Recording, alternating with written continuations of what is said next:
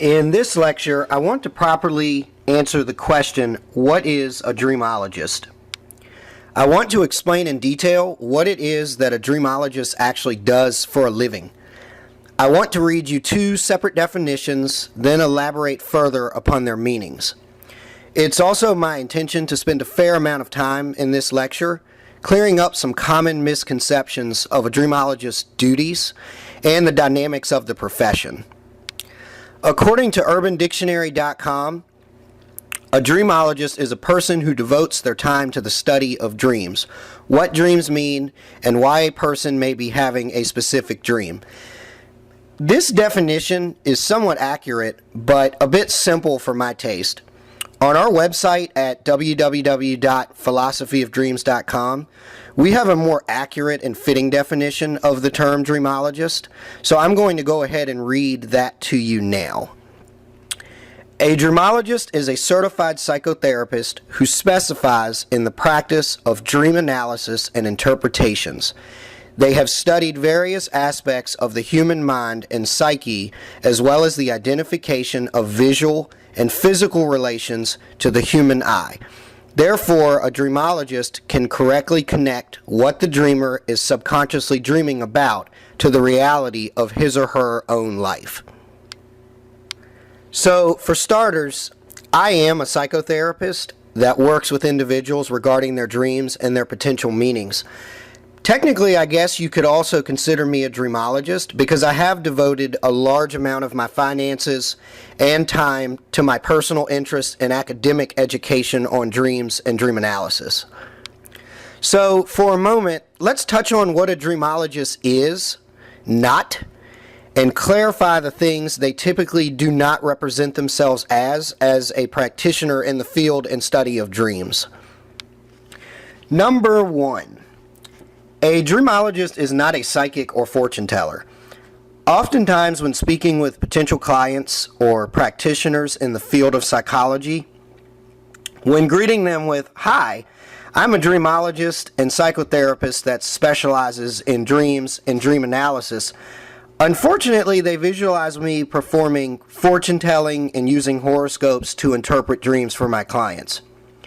While we're on this topic, I'd like to take a moment and acknowledge that the purpose of this lecture is not to discredit any practitioners who claim to be psychic or resort to horoscopes and fortune telling in their line of work. While I do not personally use these methods when working with my clients, I do respect the professionals that specialize in these areas of practice.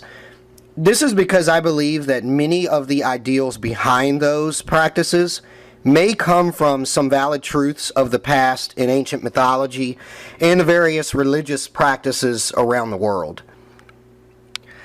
I also want to make very clear that I do not perform dream interpretations with the intentions of telling a person what I think may happen in their future. I do not claim to specialize in dream premonitions either. My professional stance is that of a trained dream analyst who performs the art of dream interpretation from a psychological health and wellness standpoint for psychotherapeutic purposes. Moving on to number two, a professional dreamologist shouldn't advertise himself or herself as a religious leader or spiritual guide. This means that we do not adhere to any particular religion. I personally maintain a certain respect for the religious or spiritual beliefs of my clients and our website visitors. The term for this particular stance is known as interreligious, which is defined as the cooperative, constructive, and positive interaction between people of different religious traditions and spiritual or humanistic beliefs at both the individual and institutional levels. I'm personally inclusive to atheists, agnostics, humanists, and other non-religious persons. I would like to think that any other individual claiming to be a practitioner of dreams would possess the professional decency to refrain from attempting to persuade or convince their clients to adhere to their chosen religious beliefs or spiritual perspectives. This is because everyone dreams, and from a psychological standpoint, it would perhaps, in my opinion, be completely absurd to suggest that dreams can only be properly interpreted from one religious position or one spiritual viewpoint. So now we've arrived at our final point, number 3. A dreamologist is not a hypocrite or an individual that specializes in trying to tell people how they should or should not live their life. This is a hot button for me and something I've been explicitly taught not to do when consulting with clients about their dreams. Many have this preconceived notion that the average dreamologist uses dream meanings to encourage an individual on how they should live their life. This is a very incorrect assumption. I want to use an analogy to further explain my particular angle when consulting my clients about their dreams. So I want you to imagine being lost in a foreign country.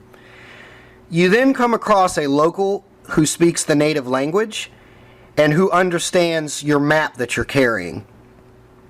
What they would end up doing is helping you decipher the map's meaning so you know where to go. However, this native isn't going to personally drive you to where you need to go. It's your duty to use the map's interpretation to get yourself from point A to point B. As a psychotherapist and dream analyst, I have been taught specifically that it's not my right to force my will upon someone. In regards to avoiding being a hypocrite of sorts, it's important for you to know that most well-trained dreamologists constantly analyze and interpret their own dreams on a daily and weekly basis. After all, it would be almost impossible to claim to have the necessary training and ability to interpret the dreams of others if you can't even understand and learn to properly interpret your own dreams. So this concludes this lecture, and I hope I was able to properly answer the question, what is a dreamologist? Thanks again for listening.